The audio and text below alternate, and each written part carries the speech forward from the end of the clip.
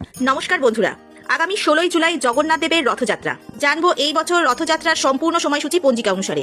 রথযাত্রা 2026 করা নাড়ছে দরজায়। সনাতন ধর্মের অন্যতম বৃহৎ এই উৎসব ঘিরে উড়িষ্যা, ঝাড়খণ্ডের পাশাপাশি বাংলাতেও শুরু হয়ে গিয়েছে জোর প্রস্তুতি।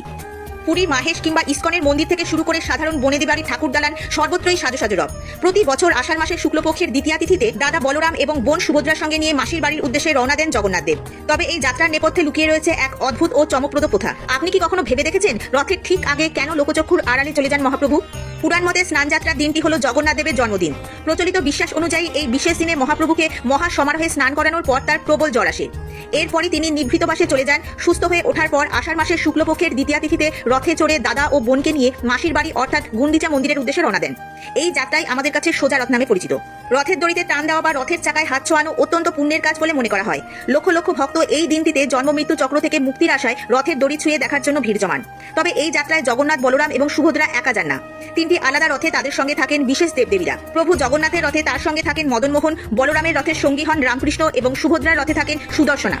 দীর্ঘ 7 দিন মাসির বাড়িতে কাটানোর পর যখন তারা ফেরেন, সেটি উল্টো রথ বা পূর্ণ যাত্রা। রথযাত্রার দিন প্রভু জগন্নাথ, বলরাম এবং সুভদ্রার আরাধনা করা হয় এবং তাদের প্রিয় ফুল, ফল এবং ভোগ নিবেদন করা হয়। প্রিয় ফুল, শ্রীহরি বিষ্ণুর অবতার হয় জগন্নাথ দেবের চরণে তুলসী পাতা অপরিহার্য।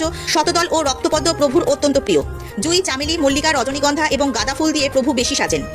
প্রিয় ফল, কলা, আম, কাঁঠাল, ডালিম, এছাড়া আঙ্গুর ও নারকেলও প্রভুর বিশেষ পছন্দের ফল। প্রিয় ভোগ, জগন্নাথ দেবের 56 ভোগ বা 56 রকমের প্রসাদ নিবেদন করা হয়। তার মধ্যে প্রধান কয়েকটি হলো কণিকা ভোগ, ডালমা ও মিষ্টি। মিষ্টির মধ্যে খাজা, গজা, মালপোয়া এবং ক্ষীর অন্যতম। সকালবেলায় ঘুম থেকে উঠে স্নান সেরে প্রভু জগন্নাথ, বলভদ্র ও সুভদ্রার পূজা করুন। সম্ভব হলে স্থানীয় কোনো রথযাত্রায় অংশ নিন। বাড়িতে ছোট রথ থাকলে তার টেনে আনন্দ উপভোগ করতে পারেন। জগন্নাথ মন্দিরে হলুদ বস্ত্র, ফল, মিষ্টি ও কয়েন অর্পণ করে মনের ইচ্ছা জানান।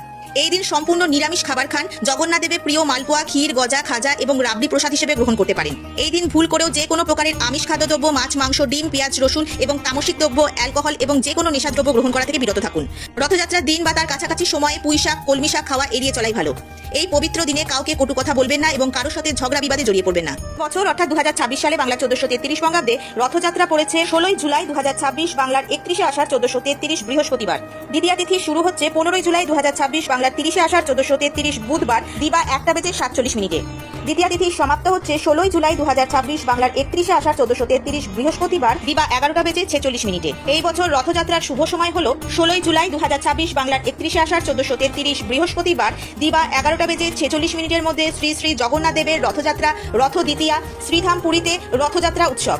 এই দিন মাহেন্দ্র যোগ দিবা 5:56 মধ্যে ও 9:23 গতে 11:16 মধ্যে। অমৃত যোগ দিবা 3:42 গতে 6:23 মধ্যে এবং রাত্রি 7:04 গতে 9:13 মধ্যে ও 12:04 গতে 2:12 মধ্যে ও 3:37 গতে 5:05 মধ্যে।